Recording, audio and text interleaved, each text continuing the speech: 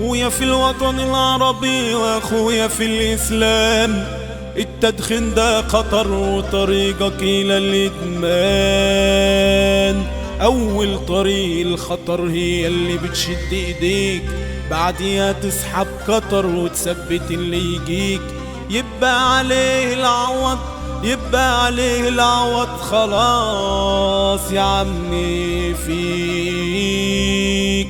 السجاير مرض، السجاير مرض وعلاجها ذكر الله، يبقى عليه العوض ده الرجوع لله. السن بيجري بيك، السن بيجري بيك، والسيجارة اللي بتأذيك سيبها عشان ربنا، لا ليا ولا ليك.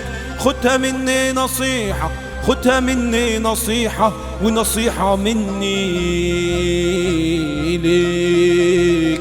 بتشرب سجاير ليه؟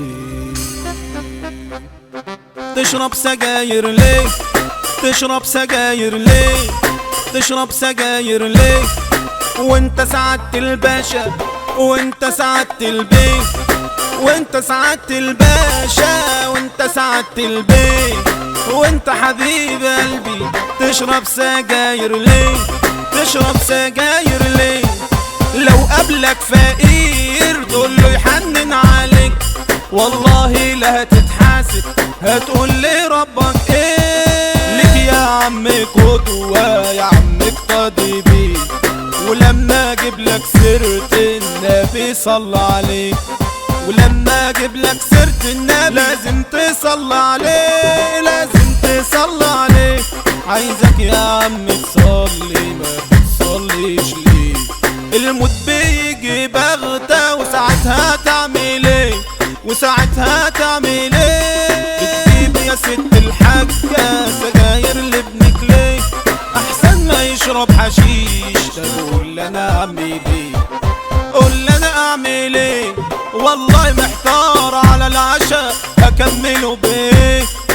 هو الجلدة كده حدش قادر عليه، حدش قادر عليه. تشرب سجاير ليه؟ تشرب سجاير ليه؟ تشرب سجاير ليه؟